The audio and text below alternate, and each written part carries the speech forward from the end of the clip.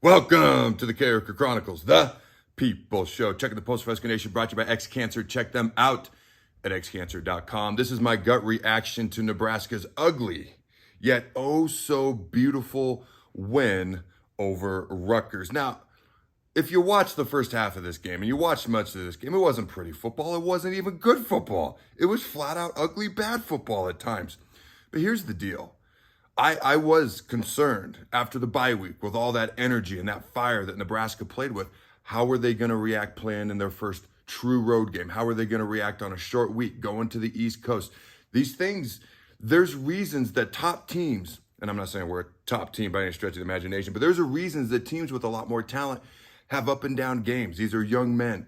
It's hard to play good week in and week out. Now, again, we are clearly not a top team. We don't even know if we're a good team yet. We're at least back to 500 at this point.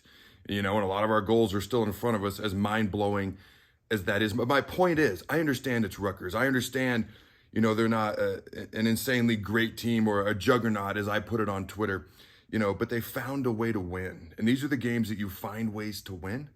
Okay, if you want to start building confidence, start building a program, just momentum or something going forward. Now, a lot of these stats aren't phenomenally phenomenal. We had lost our last 10 one-possession games, okay? We had lost our last 5 games that were within 3 points or less, okay? And we had not won back-to-back Big Ten games since 2018. So, yes, ugly. Yes, not a great team. But we did some things we hadn't done in a while, and you got to start somewhere, ladies and gentlemen. All right, so let's go through the game just a little bit. Now, going into the game, I was excited to watch Noah Vedral, former Nebraska quarterback, former Nebraska shooting guard, if you remember that, I think, for one game. And then he scored a touchdown immediately, and I didn't like him anymore as the Rutgers quarterback. But Rutgers went right down the field. Noah looked good, completed a long pass. They picked on Malcolm Hartzog a lot, the true freshman quarter, only making his second start of his young career, but that's going to come back into play at the end of the game. If you saw the end of the game, you know what I'm going to come back to. But they look good. Noah takes it in for a score. Now, Rutgers is pretty good on special teams. Greg Schiano, okay, he coached for 10 years. Then he went to the NFL. Now he's back. All right, they block a punt. And we're like, oh, here we go again. We suck again on special teams. All right, now, not only is Greg Schiano a good coach, a physical coach, a tough coach, a coach who has built them up in the past there. He's trying to hopefully, in their minds, do it again. But he coaches the special teams. That's how important he views special teams, a la Frank Beamer ball at Va-Tech back in the day, back when Va-Tech was a good team. That is their 66th block punt under Greg Schiano. Think about that, 66th block punt under Greg Schiano during his times that have been here and there that he's been at Rutgers. Now, during the first quarter, it wasn't pretty. Nebraska had 5 penalties.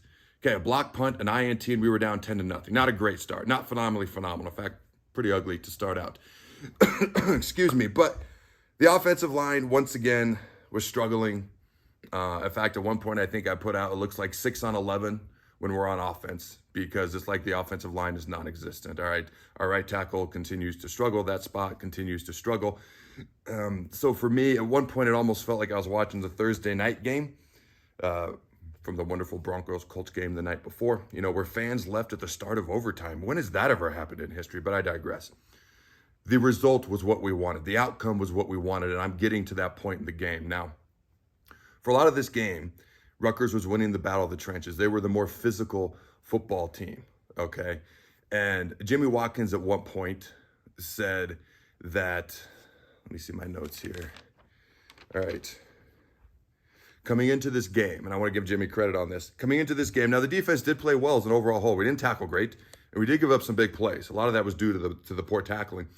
Coming into this game, first 5 games, Rutgers had 5 30-plus yard pass plays, okay? In this game alone, and this was just in the first half. I don't even know about the second half. I haven't had a chance to look yet. They had 3.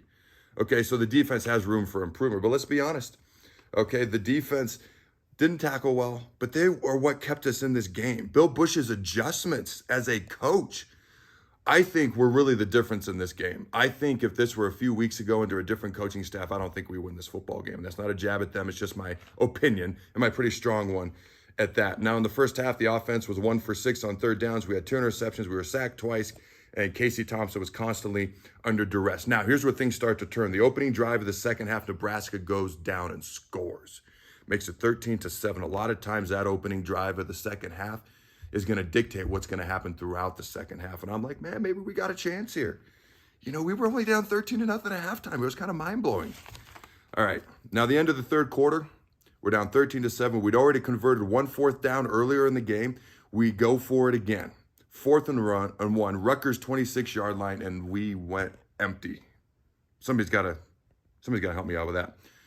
We had an incomplete pass and a turnover on downs. The empty set is what got me, okay?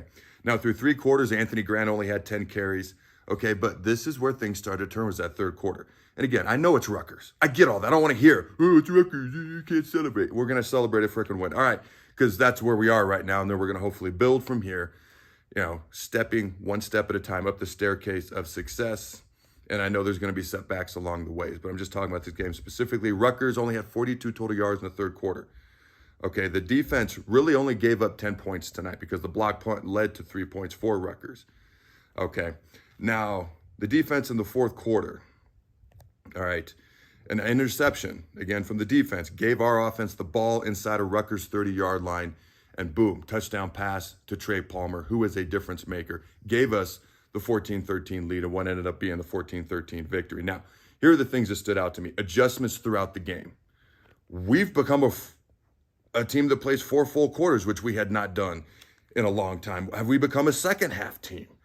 Okay, it's amazing to me the things that have changed in the past couple of weeks, and we still got to look better on things. And no, we did not come out with our hair on fire like we did a week ago on Saturday against Indiana. Yes, we did look sluggish to start the game.